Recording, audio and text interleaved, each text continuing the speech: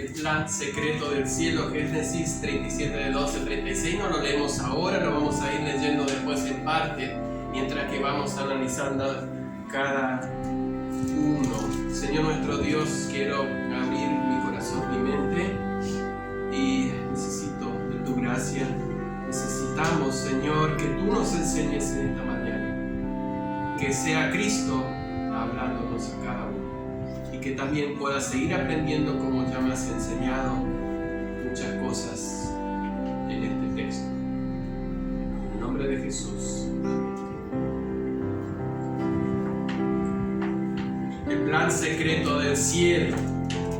Hemos visto en la última lección cómo se avecinaba una tormenta, una crisis en la familia de Jacob, y cómo varias señales se iban dando, y Jacob, como padre de la familia, como líder, no atendió a esas señales, no puso fin a esos pequeños conflictos y problemas, y esos se fueron sumando.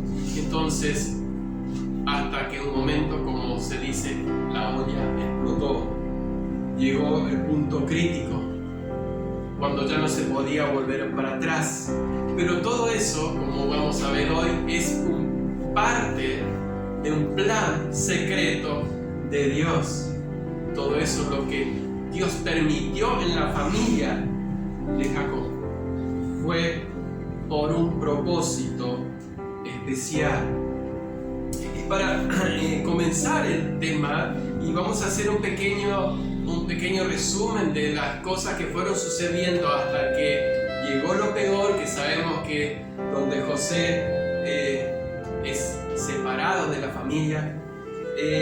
Vamos a Génesis 37, versículo 12 a 17. Eso sí vamos a leer. ¿Cómo es el comienzo del fin ahora? ¿O cómo es el comienzo de ese punto crítico? ¿Cómo comienza ese día tan triste y negro para la vida de Jacob? Dice: después fueron sus hermanos a apacentar las ovejas de su padre en Siquem, y dijo Israel a José: tus hermanos apacientan las ovejas en Siquem, ven, te enviaré a ellos. Y él respondió: heme aquí. E Israel le dijo: ve ahora, mira cómo están tus hermanos y cómo están las ovejas, y tráeme las respuestas. Y lo envió del valle de Hebrón, y llegó a Siquem. Y lo halló un hombre andando errante en el campo, y le preguntó a aquel hombre diciendo: ¿qué buscas? José respondió: busco a mis hermanos, te ruego que me muestres dónde están apacentando. Entonces aquel hombre respondió: ya se han ido de aquí, yo les oí decir vamos a Dotán. Entonces José fue tras de sus hermanos y los halló en Dotán. Los hermanos, como ya hijos, habíamos visto como Jacob era pastor de ovejas y tenía muchas ovejas, necesitaba mucho pasto. Se ve que en ese lugar se había acabado, había menguado. Entonces ellos dijeron: vamos a ir a Siquem. Quedaba unos 80 kilómetros, más o menos, más de 20 horas a camino de pastores, o sea, bastante lejos para ir. Imagínense, papá, toda la familia en un lugar, y a 80 kilómetros los hijos van a ir a llevar las ovejas para que tengan pasto. Ese lugar, Siquem, yo creo que a ustedes les está sonando qué había pasado. En ese lugar, un tiempo atrás, ellos ¿qué habían hecho? Masacrado toda una ciudad, mujeres, niños. Fue injusto lo que le había hecho un hombre a su hermana. No solo él pagó su pecado, sino que mataron a todos. Ahora, Jacob los conocía a sus hijos y sabía quiénes eran. Así que yo creo que un poco más era la preocupación de Jacob, lo que estaba pasando en Siquem, qué es lo que podrían estar haciendo ahora. Por eso él les pide, eso estimo yo, porque no lo dice la Biblia, pero les dice: bueno, José, sos el único que me queda todavía, el confiable, ve mira cómo están tus hermanos, tráeme noticia de ellos. Pero por otro lado, los hermanos de José no pudieron quedarse en Siquem. Fíjense que ellos de Siquem, que era un lugar que tenía mucho pasto, era una llanura muy rica, pasto tierno, y no se quedaron ahí, se fueron a Dotán. Dotán significa 2 pozos, y que no era tan lindo el lugar ni el pasto. Por algún motivo, y calculo que debe haber sido por los recuerdos. Seguramente ese lugar les traía no buenos recuerdos. Tal vez se sintieron amenazados.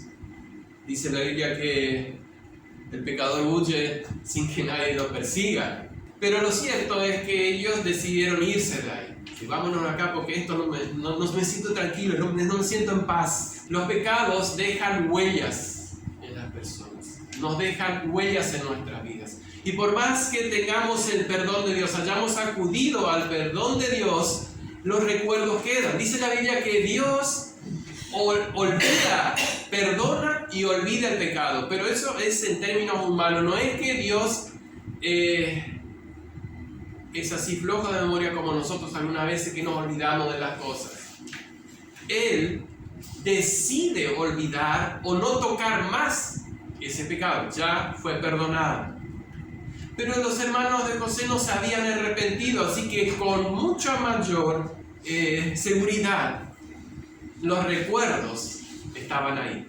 Cuando hay un pecado no confesado, ese viene con seguridad a la mente. Vuelve una y otra vez. Así que seguramente ahora decidieron irse de ese lugar que les traía malos recuerdos. Ahora, el segundo punto que vamos a ver es que los hermanos de José tenían su propio plan secreto. Tal vez no lo estaban constantemente tramando cómo, pero ellos decían, ya va a llegar el día. Es como a veces el que tiene esa bronca dentro, se acuerdan que ellos tenían mucho odio y no le podían saludar con paz, no le podían decir shalom a José, porque ellos tenían odio en su corazón. Y dice el versículo 18 al 20, cuando ellos lo vieron de lejos, antes que llegara cerca de ellos, conspiraron contra él para matarle. Y dijeron el uno al otro, aquí viene el soñador. Ahora pues, venid, matémosle, echémosle en una cisterna y diremos, ¿alguna mala bestia lo devoró? Veremos qué será de sus sueños. Ahora, tiempo de caminar, viéndolo venir de lejos, le dio unos cuantos minutos para tramar su plan. Seguramente podrían pensar, mira, Dios nos está entregando la mano, estamos a más de 80 kilómetros de casa, ¿quién se va a enterar si lo matamos? Ocultamos nuestro pecado, hacemos como que si nada, José nunca llegó, no sé, no sabemos qué pasó, ya está solucionado. Pero dice la Biblia, quien odia a su hermano es homicida. Primera de Juan 3:15. Primera de Juan, las epístolas, primera de Juan 3:15, dice, todo aquel que aborrece a su hermano es homicida, y sabéis que ningún homicida tiene vida eterna permanente en él. Quien tiene bronca, quien tiene odio, es homicida. Y esto es por alguna razón, y por una razón tan importante. Simplemente cuando vemos esta historia, nos damos cuenta que la Biblia dice la verdad y tiene razón cuando advierte. Quitemos el odio o la bronca o lo que nos hace o lo que nos lleva a tener bronca a nuestro hermano. Dice que es homicida el que tiene odio a su hermano. Jesús mismo lo dijo en San Mateo 5:22, que incluso que el que le dice, vamos a leerlo, lo importante que es eliminar 5:22, Mateo 5:22, Pero yo os digo que cualquiera que se enoja contra su hermano será culpable de juicio. Cualquiera que diga necio a su hermano será culpable ante el concilio. Y cualquiera que le diga fatuo quedará expuesto al infierno del fuego. Grandes advertencias de eliminar toda ira hacia nuestro hermano. Cuidar de no alimentar, de pedir perdón, de solucionar. Esto Jesús lo advirtió. Ahora, ¿cuál era el origen de esa bronca, de ese desprecio hacia José? No creo que haya sido solamente porque él era ahí el armado de su padre. Fíjense la túnica de colores. Tal vez era porque él era moralmente superior a ellos. Él era justo, obediente. Pero puede ser que, por lo que dice en el texto, ahí viene el soñador, que era porque ellos creían que él se inventaba los sueños como para que, ya que le habían puesto por jefe, confirmar, como ellos decían. Seguramente, como no le creemos y no le queremos como nuestro jefe, como el pastor en jefe, entonces él se inventa los sueños para decir, Dios me está mostrando. Para ellos era un fingidor y una especie de blasfemo, decir que Dios le mostró algo, lo cual no era así. Y entonces van al versículo 23, cuando llega van a empezar a poner en marcha su plan secreto.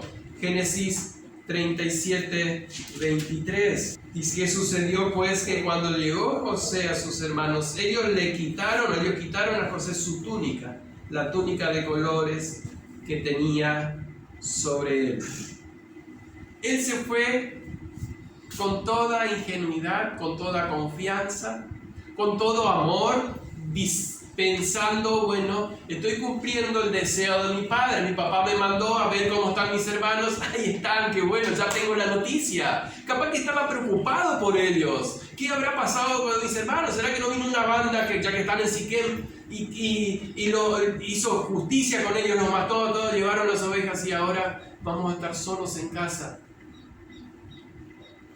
Y no, llega así inocentemente y ellos ya tenían su plan preparado. Ellos mismos recordaron la cara de horror y las rogativas de José cuando ellos estaban frente a él y no sabían que era él, en Génesis 41, el 42, 21.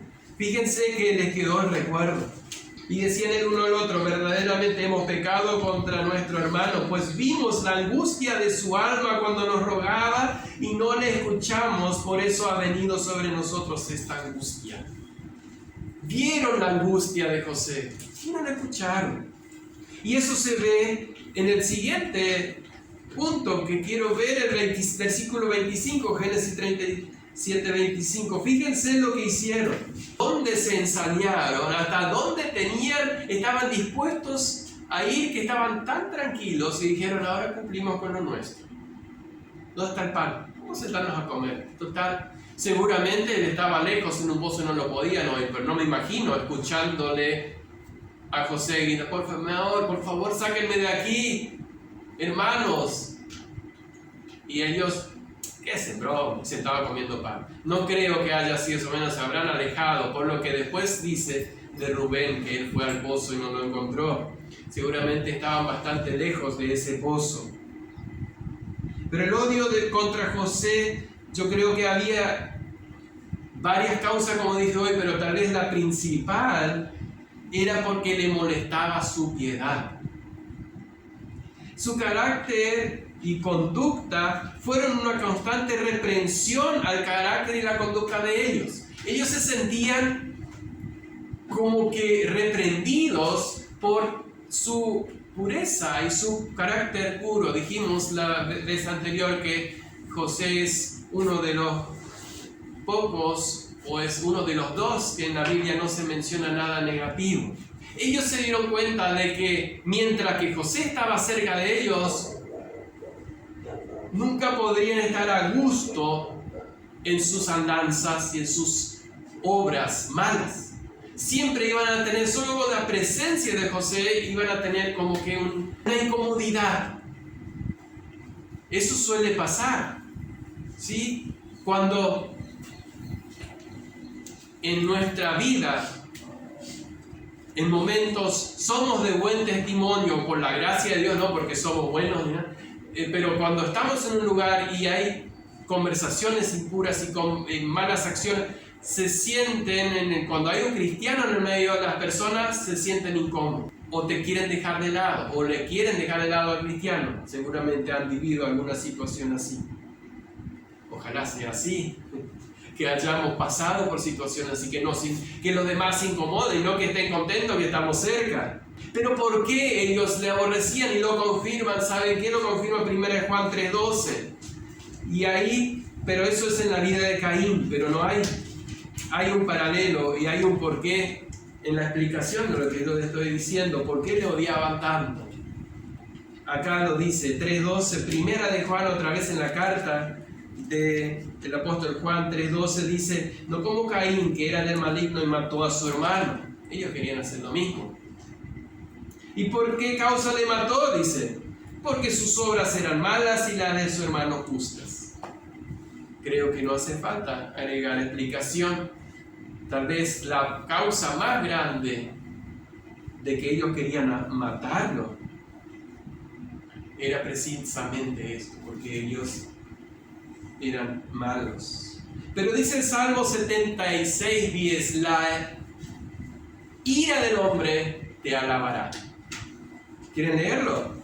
Salmo 76:10. Ahora, esto no quiere decir que tenemos que airarnos para alabar a Dios, no es eso lo que quiere decir. Ciertamente la ira del hombre te alabará y tú reprimirás el resto de las iras. ¿Qué quiere decir?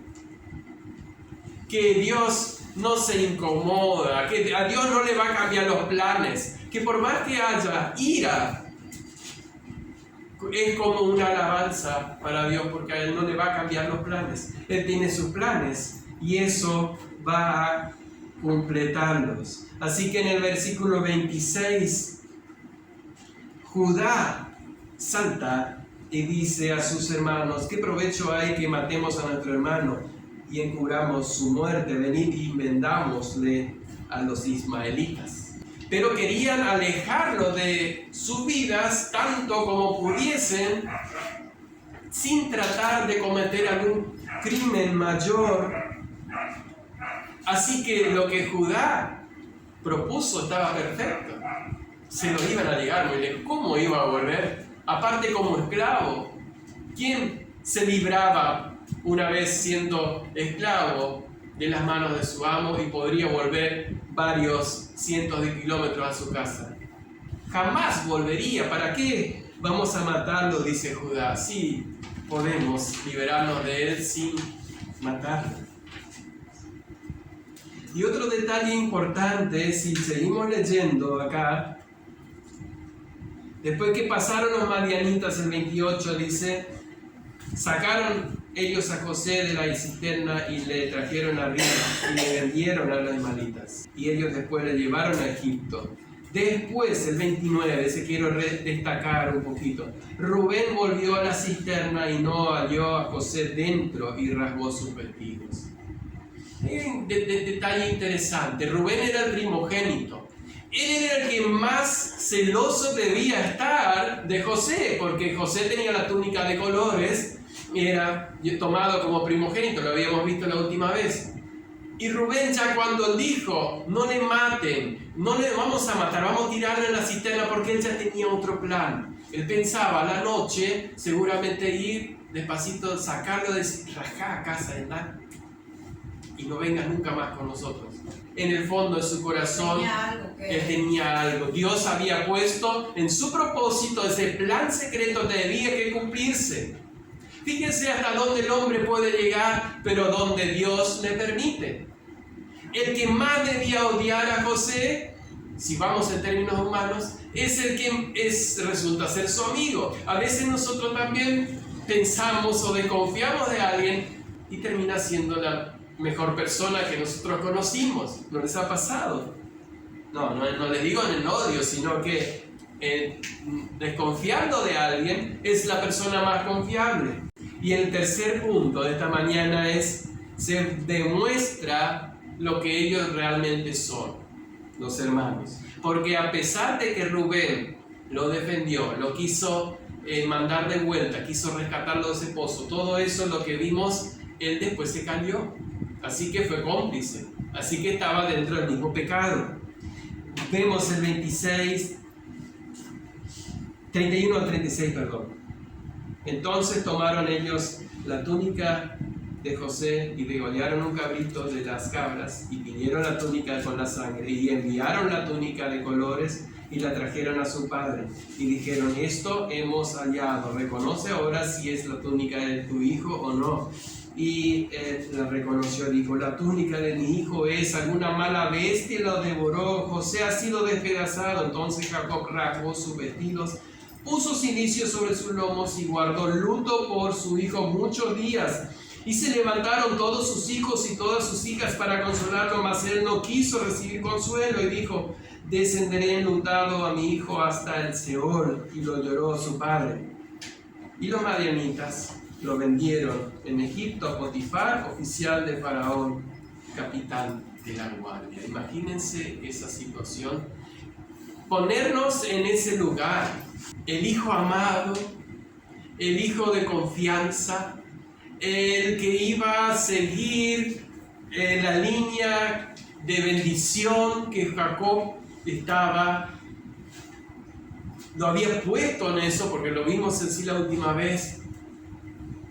De repente no aparece, no vuelve y ya tendría que estar de vuelta. Estamos preocupados, pues no había celulares, no había teléfono, no había nada, ni cartas. ¿Qué es lo que podía hacer Jacob? Esperar.